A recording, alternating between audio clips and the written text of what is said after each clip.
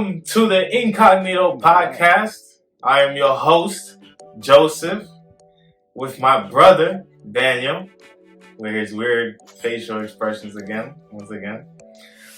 And this is episode 2 of the podcast. A lot of y'all enjoyed it. A lot of y'all had some great critiques. A little dose. And so let's just kick it off right now. And what we want to talk about first is what we saw in the bubble, the 8-0 Phoenix Suns, as my brother likes to call them, with Bubble Devin Booker and his whole team. Bubble Phoenix was better than the 96 Bulls. What you think Bulls. about what we saw? Put that out there. Bubble Phoenix better than the 96 Bulls. Bubble TJ better than Michael Jordan. Simple. End of debate. Yo, what are you talking about? First of all, you were the one that was just telling me that TJ got locked up by Jimmy Butler. So he popped his bubble. So let's not even get involved. Why are we talking about popping things? But hey, yo, we're gonna leave it at that. We gonna leave hey, it yo, we're gonna leave it at that. Hey, yo. But nah, the Suns, yo. What you think, yo? You think they can make the playoffs this coming year? You know what? I'm gonna reverse the question. Who you see dropping out of the West? Probably OKC. All right. If they trade Chris Paul, I see them significantly. All right. So now that and then they lose the Danilo too. Okay. Now that you made that statement, who do you think is guaranteed to make the playoffs? The Suns or the Warriors? Warriors. Now I do believe though that the Suns most definitely do have a chance at making the playoffs. I mean, there's many rumors about them trying to get Chris Paul, right? Yeah, they should. So yeah. I feel like if they get Chris Paul, keep Kelly Oubre, DeAndre Ayton, they have a very good core. Let's be honest, and even their backups are actually pretty good. They have that rookie Cameron Johnson, I think his name is. He can play. He's not a bad player, but the issue is, I was looking at the contracts. They have, like, for example, Kelly Oubre and DeAndre Ayton. They have 1 more year left still. So like after this next season coming up, that's when their contract. Yeah, I think that's when they go. Well, I think DeAndre Ayton is. So they have time. What is his second rookie year? Yeah, I think it is, right? Luka was 28. Yeah, it's his sophomore year, so he still has. Yeah, he still got his rookie deal. So I don't see, to be completely honest, I don't see DeAndre Ayton leaving. But Kelly Oubre, though, I don't know, he might leave that team for a better situation because he definitely improved his play. Started dunking on everybody. Yeah, but my whole thing about Kelly, I feel like that whole team, right? I feel like they're gonna do a lot better because of that coach. Yeah. I feel like Monty Williams. Like, we saw what he could do that was his stint right there. I think he got hired right before, like, the bubble started around there. So it's like, he got a fresh chance. And plus, they weren't injured. That was the thing that the Suns were dealing with, was that most of their team was injured. DeAndre Ayton, 25-game suspension because of the drug abuse. Kelly got injured. What's his other name? Rookie Rubio got injured. And some other people got injured. And it's like, you know, it's like kind of like how Portland was this last season, where everybody got injured basically, and then they all had everybody together during the bubble. Yeah, that's true. So I feel like, I don't know, but like you said that you take OKC out and the Warriors take their place. Who else is dropping off? Because the Mavericks are not dropping off. Portland's not dropping off. I can see Houston. Memphis is coming out. Houston dropping out just in case. Not dropping out of the whole playoffs though with Harden and Westbrook. There's speculations that the Clippers and Knicks are interested in Westbrook, and then the Philadelphia 76ers are interested in Harden. But however, if the Suns are to come up and be able to make the playoffs, and they get Chris Paul, I feel like if they get Chris Paul, it's a guarantee because they need that one leader to guide them. Because Devin Booker is not the type of player to guide in terms of he'll show you on the court. You saw what he did to Kawhi and Paul George. Yeah. Poor PG. got like Yeah. fifth buzzer beater dropped on him. I feel bad for the dude. COVID-13. Pandemic P. That's Pandemic what they was P. There calling we him. go. Pandemic Yeah. P. He said their rating gonna be a 95 by 92K. I want to see that one. He gonna go down to 81. Yeah, but I feel like Chris Paul is definitely a good pickup for them. And if they do definitely get Chris Paul, I could see them having more than a 50% chance of making the playoffs. And Devin Booker, if Devin Booker makes an All-Star team next year, I think it's a guarantee. If you got Chris Paul and Devin Booker makes the Well, he just made it. He made it last season as a reserve, but he still made it. Ain't nothing to snooze at. I feel like Bradley Beal was stolen that All-Star spot. You see, but yo, that's exactly what I was gonna talk about one time. We was talking last night, was that the problem with Bradley Beal and why he got snubbed over, for example, let's say Victor Oladipo or Domantas Sabonis. Oh gosh. Is because you can have individual talent, right? But if you can't affect your team if that individual talent cannot affect winning, then do you really deserve to be an all-star in this league? That's the top 15, that's top 30 players in this league. Do you really, your talent individually is top 30, yeah. Top 30, I think it's a little bit too in an low. all-star, I'd say top 20. I'm going to be completely honest. But if he's top 20, his team should be he better. ain't LeBron. He can't guide a team by himself. But that's what I'm saying. If you want to be great in this league, you have to not only be good by yourself, but you also have to help your teammates and pick up your teammates and be able to lift them in up. reality, what is he? 6'5", 6'6"? He's a scorer. It's not like... he could be a better playmaker for the team, but his main role is just to score the ball. And he did that last year. He dropped, what was it, 31? Yeah, 31 a game.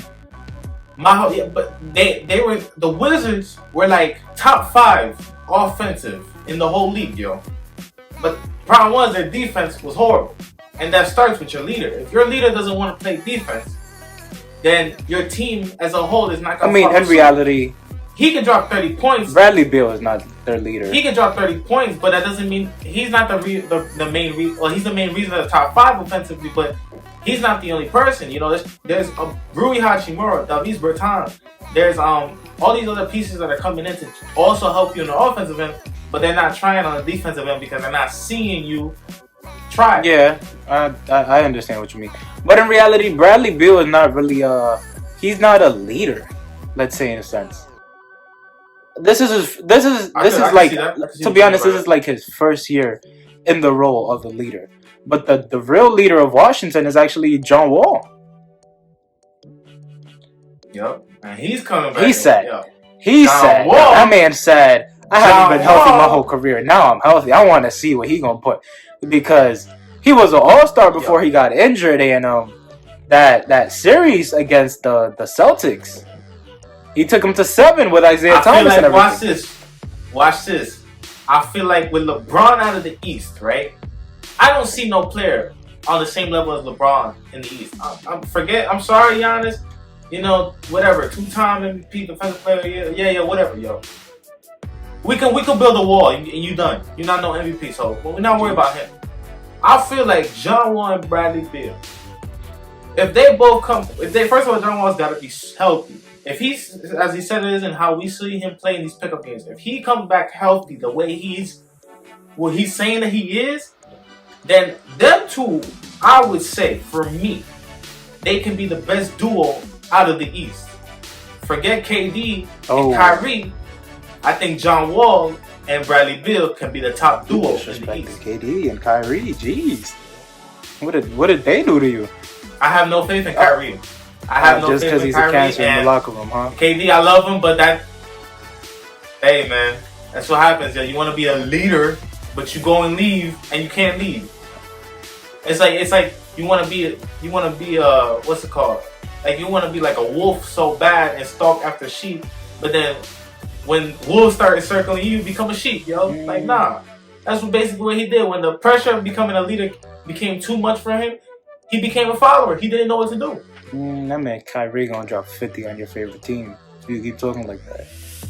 He gonna drop 50 on your favorite team. But I wouldn't take that far. You said Bradley Beal and Joe Wall could be the best duo in the East, I wouldn't take it that far. I mean, I feel like they're way better. Like you said, KD, Kyrie, like that. That's definitely above them. Giannis, if Giannis gets a second pair, a second star, a second All Star better than Chris Middleton. Who they gonna get? If they could trade Chris Middleton for somebody else, I feel like they like Giannis would be better than John Wall and Bradley Beal. I don't know. They need to trade that man though. I don't know who they can trade for him. They need to trade him. They could listen, yo. I was watch this right here. Chris Middleton by himself has stepped up and done things. Oh god, he beat the Heat one time by himself. No, but I'm not talking about that. I'm talking about even when Giannis didn't play, Chris Middleton still played very well. The problem is, I don't think the problem is Chris Middleton. I think the problem is the whole offense. Because if I have a non-shooter bringing the ball up, and I got shooters all around, what I'm doing is telling my defense, stay on the shooters, put my best defender in the center to stand in the paint and build a wall. As soon as he's coming down court, just build that wall, yo.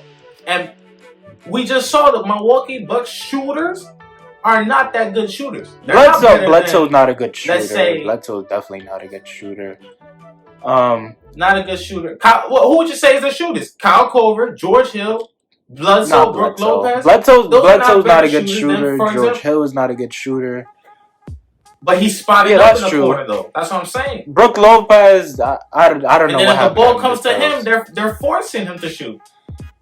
No, I just feel like wrong place, wrong time. You can't really blame somebody. But going back to the Wizards. Going back to the Wizards. Do you think they can make it out of the East to the finals? And let's say not hypothetically speaking this year, not with that team right now. But if potentially next year or the year after that, you think if they got another star player there, they can make the finals, like a guarantee. Well, nothing's guaranteed, but a higher chance of probability. I feel like watch this, right? John Wall and Bradley Beal. Remember when Paul Pierce was on the Wizards with them? If I remember correctly, that was when they did their best. Like they made it to the second round. And he hit one of those. It wasn't part of the plans where he hit those buzzer beaters. But I'm saying, if you have the Wizards get somebody like, for example, let's say they get Klay Thompson for a hypothetical. Klay Thompson, Bradley Beal, John Wall. I think they have a chance to make it out the East. If they get, for example, Devin Booker, I think they have a chance of making it out East. If they get somebody that is at least a third person that's at least as good as them, for example, it could be Victor Oladipo as well. I think they have a chance to make it out the East. But they need not only a third superstar probably with them, unless one of them like explodes into some type of megastar. If they stay stagnant, John Wall leads the league in assists like he's done before. He's one of the fastest players in the league. Bradley Beal continues his scoring manslaughter that he's been doing. They just need better role players. You know what? I'm gonna disagree with you with that one. I don't think it's the role players because Davis Bertans, Rui Hachimura, I forgot who else they have in the bench. You know what I think they need, and they need a very good one, a center. If they can go out, I think it's this offseason or next offseason, get Hassan Whiteside, I feel like that would be an amazing pickup for them. Because they'll have somebody to lock down the paint. Bradley Beal could do his scoring. John Wall could lead the offense in terms of facilitating for everyone. And then they could have either Rui Hachimura or Davis Bertans. I think he came off the bench a few games this season, if I'm not mistaken. They can still have him coming off the bench and doing what he did because he was dropping, I think it was nearly 20 points. If you have that type of contribution off the bench, that's good. They just need a solid center because they've really never had a solid center. These past years, they've they had Marcin Gortat, Nene. Those are not good centers. That was a man. Ian Mahimi too. They had a lot of those type of centers. Yeah, those are really not good centers. I feel like that's a good idea. Yeah, so maybe then forget about it. Maybe the third superstar has to be a center. I feel like not a like you said, superstar. Hassan Whiteside. If he goes there, he has to play like he did again with Portland. 15 I and mean, 15. if they get and 3 Hassan blocks. Whiteside to do 15 and 15, Andre Drummond is a good person. Andre Drummond too. Yeah, I forgot about him out in Cleveland. I mean, he's in the land, Yeah, yo. of the Andre rebuild. Drummond, he don't want to He be in most definitely Cleveland. does not. He got. If I'm Andre Drummond, I'm thinking, man, John Wall coming back and he's as healthy as they say he is. Bradley Beal, I'm kind of liking that. All I gotta do is kick the ball out to shooters that guarantee can knock them. I mean, cause hey, John Wall can shoot. Nah, I've Sleep seen on him, the films of him with the off-season workouts, and he was like banging those. Cause he hasn't played in 2 years, right? We as a human being changed a lot over the span of even 6 months. Imagine if that's your job. Over the span of 6 months, over the span of 2 weeks. If you're coming back from it, 2 years, listen, bro. 2 years is enough time to, man. You can start a whole family in 2 years, man. He better come out with a jumper. Yeah. Cause you got a lot of time, and that's one of the things he had to work on even before he got injured. He was not, let's say, a very good shooter for. Yeah, he really was not. But everything else was there. His defense as well. He was amazing on the defense. He's really, one of the league leaders. I think he was averaging 2.2, 2.5. Steals isn't everything, but if you stealing the ball, you taking possession. I mean, not even just stealing the ball, but he could, like Isaiah Thomas. It's not like Isaiah Thomas would drop 50 on the Wizards, or he was dropping the same numbers he was dropping. He gave him a hard time. Isaiah Thomas just really had a very good core in that season. He had Al Horford. Like, everybody stepped up from that Celtics team. So it's not like Marcus Smart. It's not like he gave Isaiah Thomas a very easy. Playing. And even in that season, Bradley Beal wasn't like the superstar caliber player he was. He wasn't known as a superstar caliber player. I feel like this year is imperative for them, because this is the year. This is the year where they can step up. Because we just saw Bradley Beal. He got a taste of what it was like to lead a team. He saw it's not that easy. I figured. It's definitely. I figured he rolled that. He noticed that that's not his role. He knows. Because my whole thinking, right, is this: if he noticed that, because he would not have left them. He would have left. Them. You know what I'm saying? I think he wants to give that chance. Well, with John Wall coming back, most definitely. But it's not like it's up to him to leave. I mean, he could demand a trade, but he hasn't done that as well. So you're completely right in that sense. But that's what I'm saying. But he still signed the contract a year ago. Yeah. I mean, not a year ago. He just signed the extension. So that was his. He didn't have to sign it. He could have been gone. That's what I think. But like, that's a good idea. I amend my statement. They get a quality all-star center. I think they can make it up. Yeah, most definitely. Because they could with that center, with a quality center, they could beat the Bucks. I figured the only teams that would give them issues would be Celtics, Brooklyn, and Miami. That's about it. I feel like there's no other team that should give them issues if they get a really good, solid center.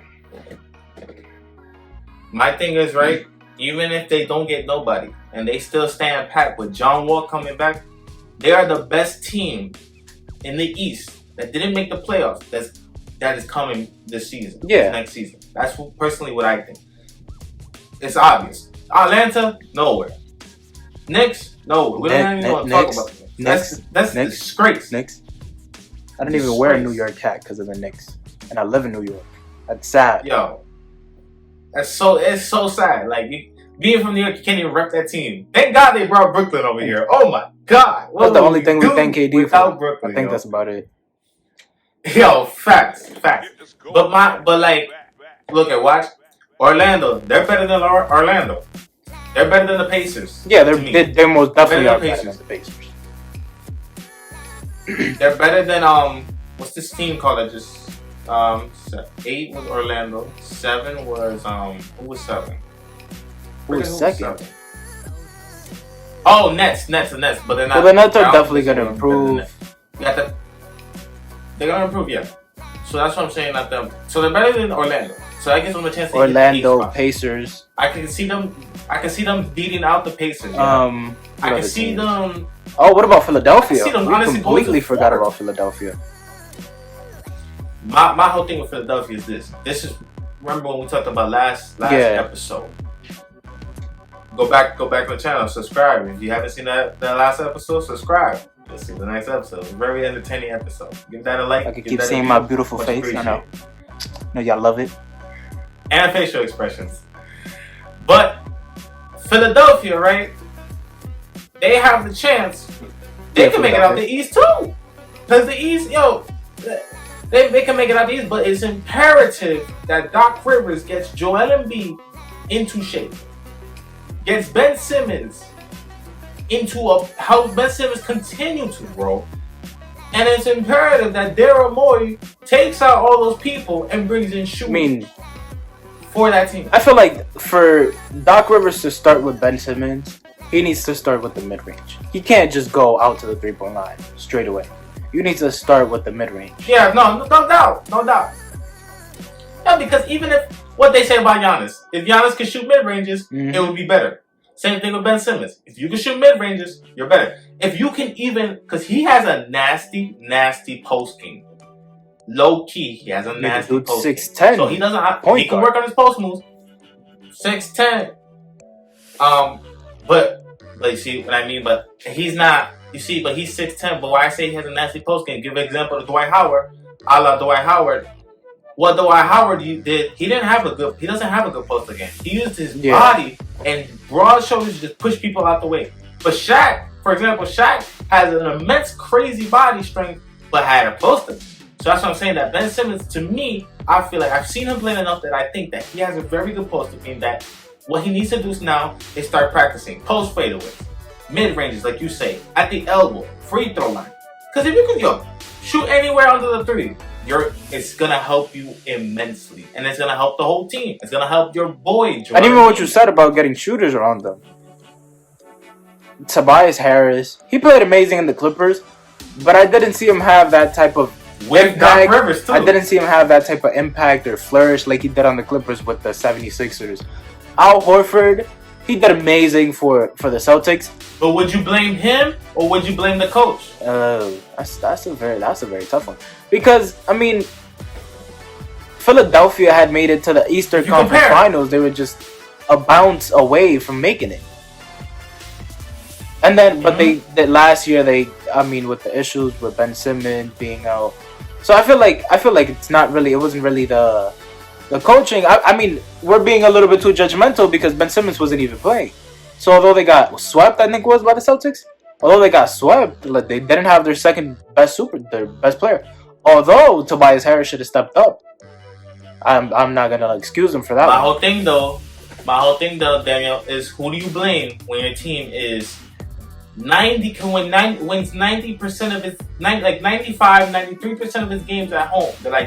They had the best homework in the league. They had only 2 losses, and they had won every other game at home. But when they went on the road, they was worse. I feel like you blame the coach and the players. They were way below 500.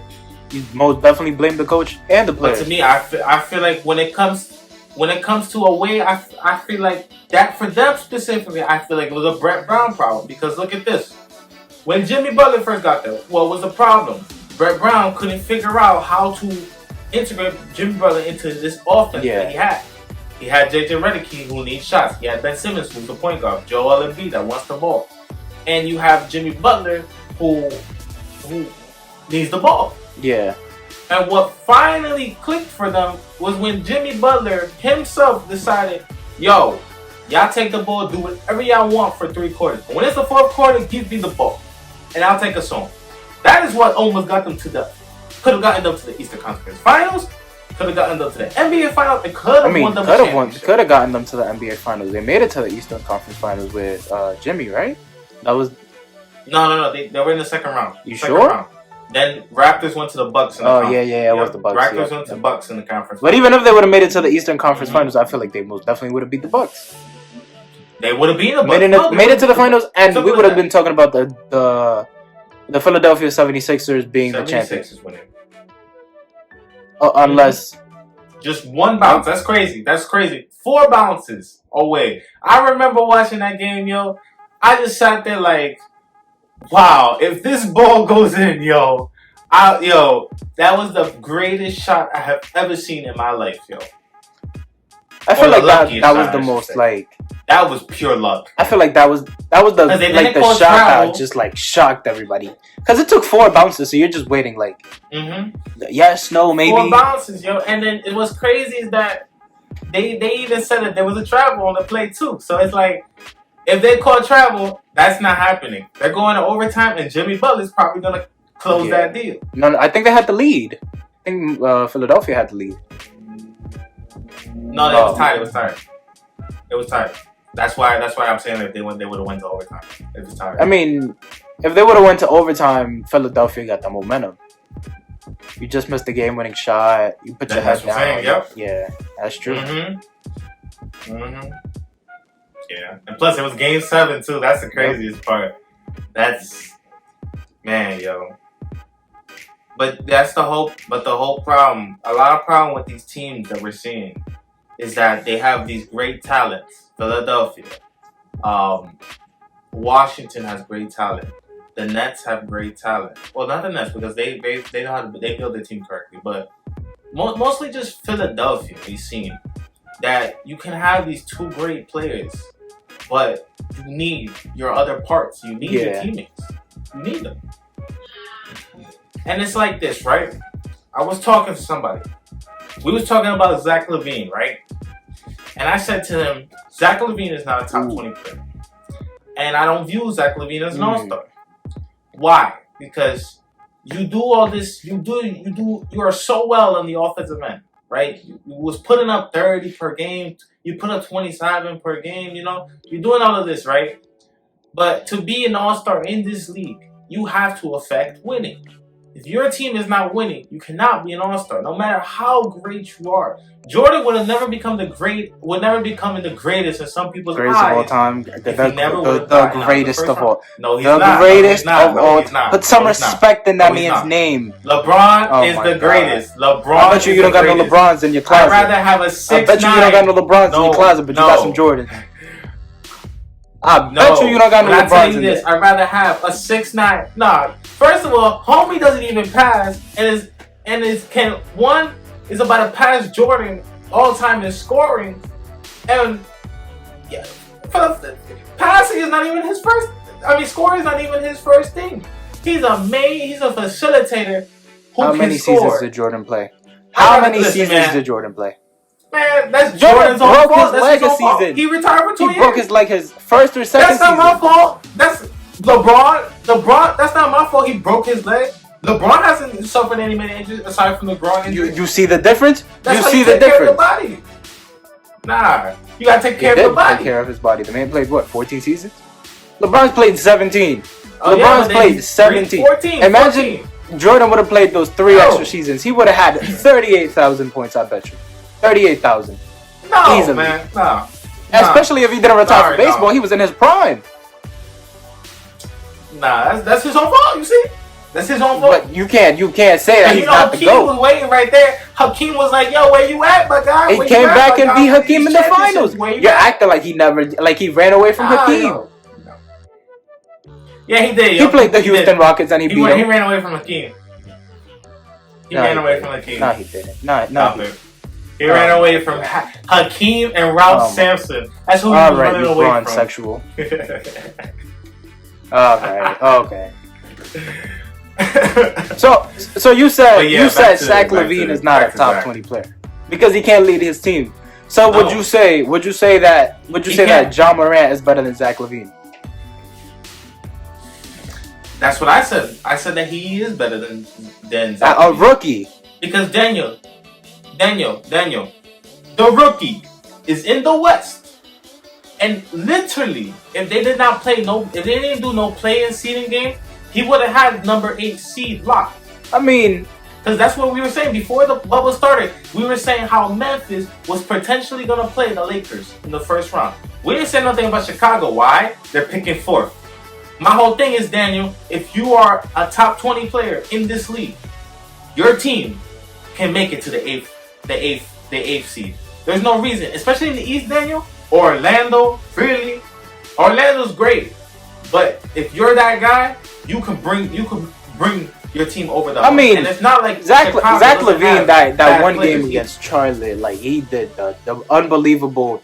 He made it become true. That's what I thought. I thought that was his coming out. He literally dropped 49 and then limitless range like from the logo, like a 3 from the logo. I think it was to put the game by 3. Then he goes, steals the ball, and hits the game winner. So, and I really don't see it personally as his fault, because even in that game, he's like, "Get me help, get me help." He was saying to the coach, he was screaming at him, "Get me help." Because in reality, all right, you got Zach Levine down in Chicago. Who you got helping him?